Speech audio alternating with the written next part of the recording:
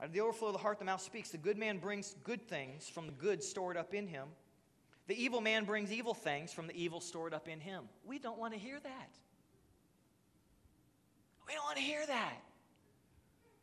But we got to reckon with it. We've got to be able to say, God, I see it. I got an issue. I see that I'm saying it. I see it. God, help deal with the evil that's inside of me so that the words that come out of my mouth are going to take folks higher rather than bring them down. And that's how we get to talking about curses in our lives. Because, you cannot control someone else in your life as their connection with your life. You can't control what was spoken to you or over you when you were a kid. And I know that for some folks, you had to navigate, even as a child who's not ever supposed to shoulder some of the heavy weights that some of you had to shoulder. Nobody prepares a toddler for being called something or felt like they're a nuisance or to be made to feel like that they're unwanted or something. But man, it weighs on kids in huge amounts. Maybe some of you have grown up in that. So you maybe didn't have, somebody sticking a doll with a pin. That's not what it took. But it took words that tore you down. Words that as seeds took root in your life. Sometimes so deep. Sometimes they feel like they're the very part of you that you begin believing what's been said. You begin acting in ways of those things that have been spoken over you. You find habits and you find cycles and you find situations and you maybe don't even desire them. You might even hate some of those things. But you find that they're just these repetitions in your life. And it might be because of words spoken over you that the enemy has used as an open door to traffic into your life. Maybe you weren't even guilty of it in this sense. Maybe it wasn't even you who messed up. But maybe the enemy goes, I can work with that. I can work with that. Our words matter. But I tell you that that all men will have to give an account on the day of judgment for every careless word that they have spoken. For by your words, watch this last line, for by your words you'll be acquitted, and by your words you'll be condemned. By your words you'll be set free, or by your words you'll be found guilty. Words matter. Our words matter. They really do. In the Amplified Translation, it says, you're an offspring of vipers. How can you speak good things when you are evil people? For out of the fullness, or out of the overflow, or watch this, or out of the superabundance that's in your heart, your mouth will speak. The good man, from his inner good treasure, he flings forth good words. You know those folks who are good at that? Do you know those folks who are flingers of good words? Man, you're around them, and you feel the love. Those folks are out there. Some of you are those folks. You get near them and you may be down and they're building you up. They're building you up. You get near them and you're feeling rough and they're building you up. They're flingers of good words. How many of you know there are flingers of less than good words? And when you get around them, you just go, oh, I need a shower. I just need, Some of those folks are on TV and have national talk shows and stuff, and you just go, what kind of flinger are you? In the Message translation, that last line says, hey, words are powerful, so take them seriously. Words are powerful, so take them seriously. Your words can be your salvation, and your words can be your damnation. And I want to weigh in on the side that my words are salvation words, that when you guys call or when you guys connect, that the words you're hearing from me are going to be words that take you up to that place of salvation, up to that place of strength, up to that place of living the God kind of life. So when it deals with curses, you can't stop what is happening in the physical realm. Behaviors, cycles, constant situations. You can't stop what's in the physical realm until you deal with what's happening, or maybe what has happened, past tense, in the spiritual realm.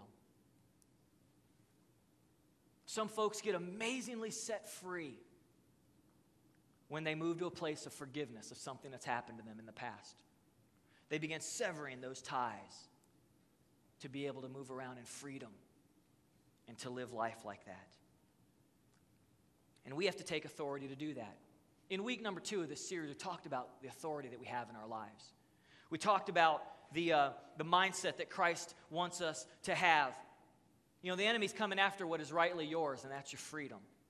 The enemy wants to bind up and to take control of what's yours, and it's your freedom. If he can get you off course, if he can get you, diverted and distracted, he's going to try to do that. And I hope today that you can do an inventory of some of these places and situations and cycles in your life. I hope that you can do some sort of inventory there and kind of walk that way with us. You can give me just a second. You should give me a second. In Proverbs chapter 18, it says that the tongue has the power of life and death, and those who love it will eat its fruit. The tongue has the power of life and death. Man, there is power in our tongue. And we want to take just a couple moments and talk about how curses come and how curses originate. And I think we've got 4 or 5 things that I think if we can look at and if we can kind of do that inventory in our life, we might be able to better define or better put our finger on those things. How do curses originate? If you're taking notes, I want to have you write this first one down real quick. I want you to understand that one of the ways that curses originate is through generational influences. Curses can originate through generational influences. The same way that I said that the father speaking words, right words over his children is one of the most powerful dynamics that can happen in this universe. I believe with all of my heart that it's because of the generational influence that happens father to child, and that it's so important. But it also happens when we look at families that go down through the years, even as nationalities. We saw situations in the Bible where, in the Old Testament, where kings would hire prophets to curse whole people groups.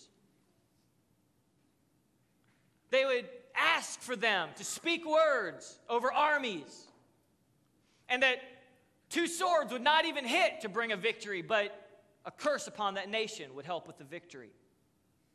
Heavy situations as it dealt with a people group.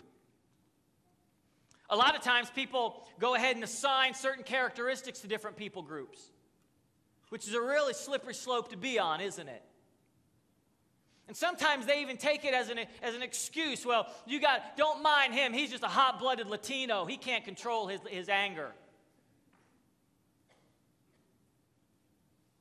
If he's a believer, it don't matter if he's white or Latino or black or Asian. It just doesn't matter. Because he's a believer. And so we've got to watch where certain things get spoken over certain people groups, and we've got to be careful with how we say things and what we do, that we're looking to make sure that what we say builds and grows folks. One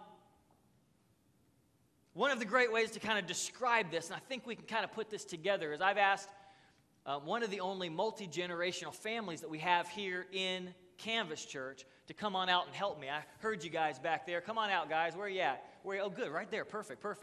I want to introduce Paul Jordan. He's grandpa. Right. And I want to, what's that? I'm sorry. James Jordan, and Paul's his son. James first is grandpa. Paul is son. And RJ, come on over here, guys. Would you do that? And RJ, would you give them a hand? 3 generations of Jordans right here. Thanks, man. Thanks. We're going to kind of talk through this a little bit that I want you to see as we kind of wrap up the morning here. But I want you to see this real quick.